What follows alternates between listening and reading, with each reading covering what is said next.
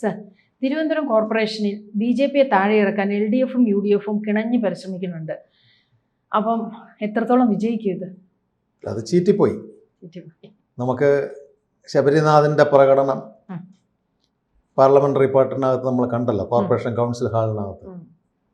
അതുപോലെ തന്നെ ഇടതുപക്ഷത്തിൻ്റെ പ്രതിപക്ഷ നേതാവ് പ്രകടനവും നമ്മൾ കണ്ടു. സുഗതന്റെ ജാമ്യാപേക്ഷയും തള്ളിയില്ലേ? അങ്ങനെ വരുമ്പോഴത്തേക്ക് അല്ല, ഹയർ കോടതിയിൽ പോകാമല്ലോ. സുഗതനെ നിയമപരമായ രീതിയിൽ അറസ്റ്റ് ചെയ്തതേ ഉള്ളൂ. കോടതി കുറ്റക്കാരനെന്ന് കണ്ടാൽ മാത്രമേ ഇന്ത്യൻ ശിക്ഷാ നിയമം അനുസരിച്ച് കൽത്തുറുങ്കിൽ അടയ്ക്കാൻ നിയമമുള്ളൂ.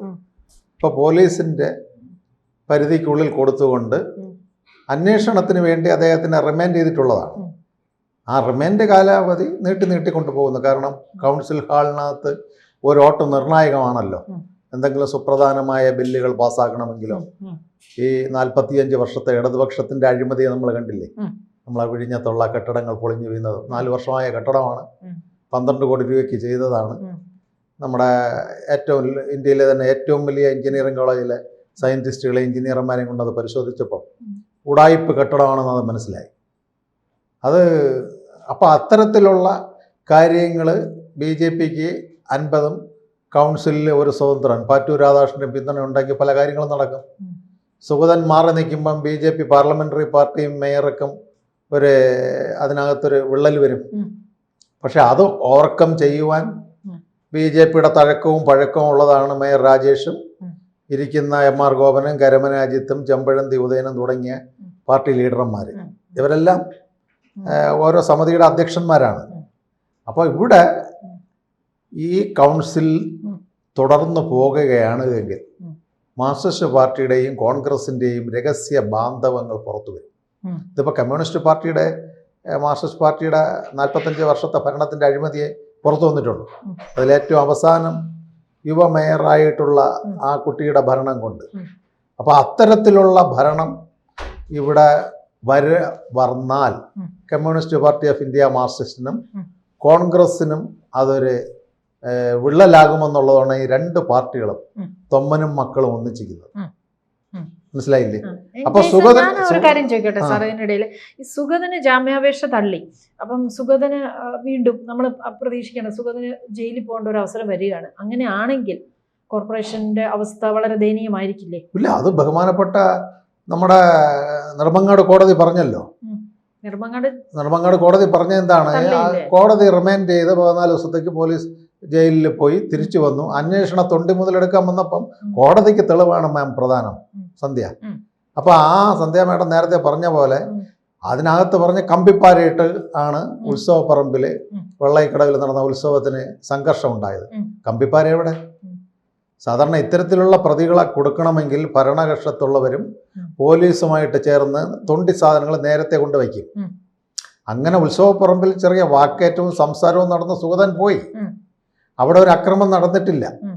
അത് ഇത്രയും വരുന്ന ഉത്സവപ്പറമ്പിൽ തടിച്ചുകൂടിയ ജനങ്ങൾക്കറിയാം ഇത് പർപ്പസായിട്ട് മാർക്സിസ്റ്റ് കമ്മ്യൂണിസ്റ്റ് പാർട്ടിയിൽ ഇരുന്ന ആ വാർഡും MLAയുടെയും അഴിമതികളൊക്കെ പുറത്ത് സോഷ്യൽ മീഡിയ വഴി കൊണ്ടുവന്നത് സുഗതനാണ്. സുഗതനെ പൂട്ടാൻ വേണ്ടിയാണ് ഈ ഒരു അക്രമം അവിടെ ആസൂത്രണം ചെയ്തത്. അപ്പൊ സുഗതന്റെ ജനസ്വാധീനം ഉള്ളതുകൊണ്ടല്ലേ സുഗതൻ അവിടെ ജയിച്ചത്, അല്ലേ? അത് ബഹുമാനപ്പെട്ട നെടുമങ്ങാട് കോടതി ജഡ്ജി പറഞ്ഞു, നിങ്ങൾ തെളിവുകൾ കൊണ്ടുപോവാ. അപ്പൊ മനഃപൂർവ്വം ഈ കേസ് അത് കഴിഞ്ഞിട്ട് അവിടുത്തെ പോലീസ് അശോക ചക്രം തലയിൽ ചൂടിയ പോലീസ് ഓഫീസർമാർ പാർട്ടി പ്രവർത്തകരെ പോലെ ഒന്ന് പ്രവർത്തിക്കുന്നു. സുഗതന് മാത്രമേ ഇത്രയും കേസുള്ളൂ. ശരി, എതിർഭാഗം ചെയ്ത പാർട്ടിയുടെ പേരിലുള്ള കേസ് എവിടെ?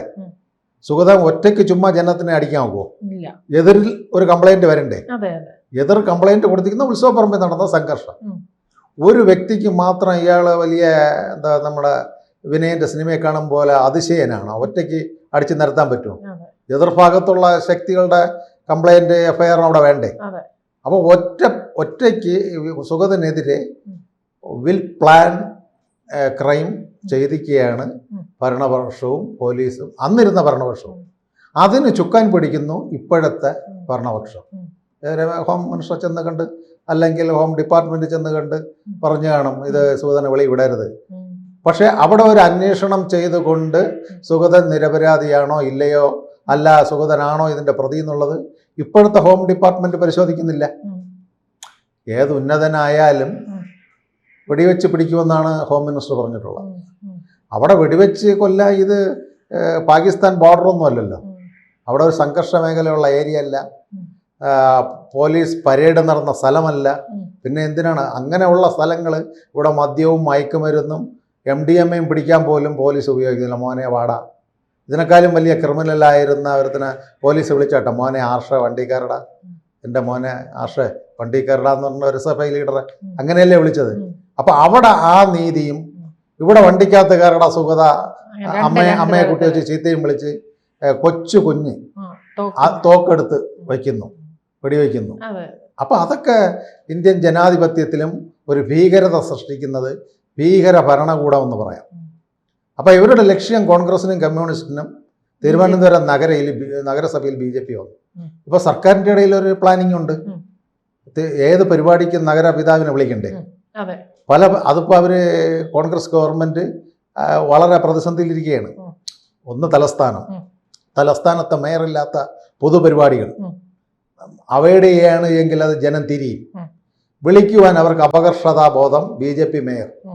അപ്പം അങ്ങനെ ഒരു സിറ്റുവേഷൻ എങ്ങനെയെങ്കിലും ഈ മേയർ മാറണം. അത് ഭരണപക്ഷത്തിൻ്റെ ഇടയിൽ, പ്രതിപക്ഷത്തിൻ്റെ ഇടയിൽ SP ദീപക്കിനൊക്കെ ഉള്ള ആഗ്രഹം ഇനിയുള്ള അഴിമതി അന്വേഷണം മുന്നോട്ട് പോകരുത്. വിഴിഞ്ഞ അഴിമതി, പാളയം മാർക്കറ്റ് അഴിമതി, ഇവിടുത്തെ കെട്ടിടങ്ങൾ മ്യൂസിയത്തിൽ ചെയ്തതിൻ്റെ അഴിമതി, നമ്മുടെ മണക്കാട് സ്കൂളിലെ കെട്ടിടം പൊളിഞ്ഞു വീണ അഴിമതി, ഇത് വരരുതെന്ന് അവർക്കും ആഗ്രഹം. രണ്ടുപേർക്കും, UDF-നും LDF-നും ഈ ഭരണം അവസാനിപ്പിക്കണം എന്നുള്ളൊരു, അത് നടക്കാത്ത സ്വപ്നമാണ്. അതിനേക്കാളും അപ്പുറത്തെ പ്രവർത്തന പാരമ്പര്യവും വേണ്ട പിന്തുണ ഡൽഹിയിൽ നിന്ന് തിരുവനന്തപുരം മേയറിനുണ്ട്. ചുമ്മാ അല്ല നരേന്ദ്രമോദി ഒന്ന് ആലിംഗനം ചെയ്തത് രാജേഷ്.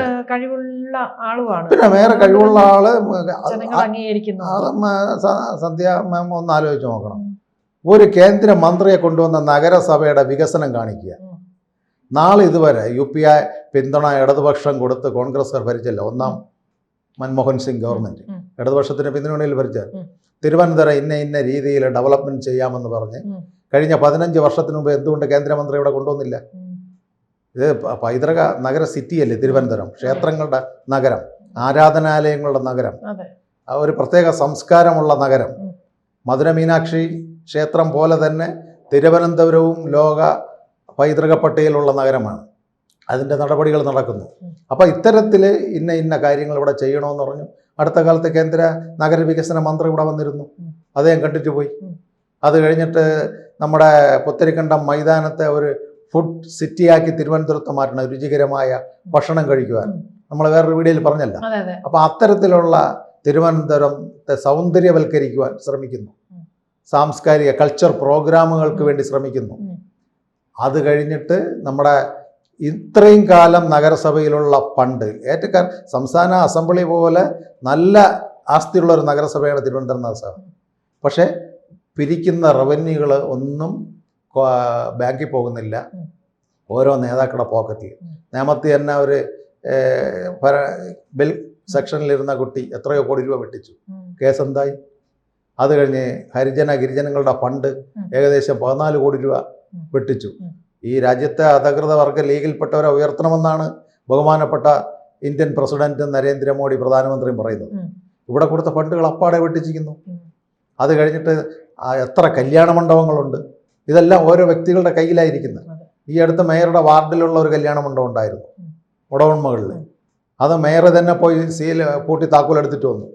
അപ്പോൾ അവിടുത്തെ കല്യാണ മണ്ഡപത്തിൻ്റെ പൈസ കോർപ്പറേഷനിൽ വരുന്നില്ല. ഓരോ മാർക്കറ്റിൽ കൊടുക്കുന്ന കടകൾ, ഓരോ ഏരിയയിലുള്ള പാർട്ടി നേതാക്കളാണത് നിയന്ത്രിക്കുന്നത്. അവരുടെ പിന്നിലുള്ള അവർക്ക് സഹായങ്ങൾ ചെയ്തു കൊടുക്കുന്ന ആൾക്കാർക്കാണ് ആ കടകൾ കൊടുത്തിട്ടുള്ളത്. അത് പാളയം പോലുള്ള കട, ശ്രീകാര്യം പോലുള്ള കട, പേട്ട പോലുള്ള മാർക്കറ്റ്. ഇനി അടുത്ത മേയർ സ്ഥിരമായി ഇരുന്ന് കഴിഞ്ഞാൽ ഇപ്പോൾ ഇരിക്കാൻ സമയമില്ലല്ലോ, പ്രധാനമന്ത്രിയെ പോലെ വർക്ക് ചെയ്യുന്നു, ചാലിയിലേക്ക് പോകും. തിരുവനന്തപുരം പട്ടണത്തിലുള്ള മിക്ക കോർപ്പറേഷൻ സ്വത്തുക്കളും ഭൂമികളും പാർട്ടി CIT-ൻ്റെയും കമ്മ്യൂണിസ്റ്റിൻ്റെയും കൈകളിലാണ്. അതിനെ തിരിച്ചു പിടിക്കും. അതിന് നമുക്കറിയാമല്ലോ. ഇപ്പോൾ AKG സെൻറ്റർ പഴയ സ്ഥലത്ത് നിന്ന് വിവേകാനന്ദ സെൻറ്ററിൻ്റെ അവിടുന്ന് നേരെ ഇപ്പുറത്തെ ടൂട്ടേഴ്സ് ലൈനിലേക്ക് മാറിയെന്താ കേസ് നടക്കുന്നു. ആൻ്റണി ബഹുമാനപ്പെട്ട മുഖ്യമന്ത്രി ഇരുന്നപ്പോൾ 8 സെൻറ്റ് കൊടുത്തിടത്തു നിന്ന് എത്ര സെൻറ്റുണ്ട്? അത് യൂണിവേഴ്സിറ്റിയുടെ ബയോ കെമിസ്ട്രി ലാബ് വരുന്ന സ്ഥലമാണ്. അപ്പോൾ അത്തരത്തിലുള്ള അന്വേഷണങ്ങൾക്ക് നമ്മുടെ മേയർ ഇറങ്ങുന്നുണ്ട്. മേയറിന് ആ രീതിയിലുള്ള ജനസ്വാധീനം തിരുവനന്തപുരത്ത് വർദ്ധിച്ചു വരുന്നുണ്ട്. അത് ഇനി കമ്മ്യൂണിസ്റ്റ് പാർട്ടിയുടെ പൊയ്മുഖം മേയർ വി രാജേഷ് വലിച്ചു കീറിക്കഴിഞ്ഞു. കോൺഗ്രസ്സിന് കമ്മ്യൂണിസ്റ്റ് പാർട്ടിയോട് എതിർക്കുവാൻ കെൽപ്പില്ല. അതുകൊണ്ടൊരു ഇന്ത്യ മുന്നണി സഖ്യത്തിന് വേണ്ടി അവർ ശ്രമിച്ചു കൊണ്ടിരിക്കുന്നു. എത്രത്തോളം വിജയിക്കുമെന്നുള്ളത് നമുക്ക് വരും കാലങ്ങളെ കണ്ടറിയാം. കൂടുതൽ വാർത്തകളും വിശേഷങ്ങളും നിങ്ങളിലേക്ക് എത്താൻ ABC മലയാളം സബ്സ്ക്രൈബ് ചെയ്യുക, ബെൽ ബട്ടണും അമർത്തുക.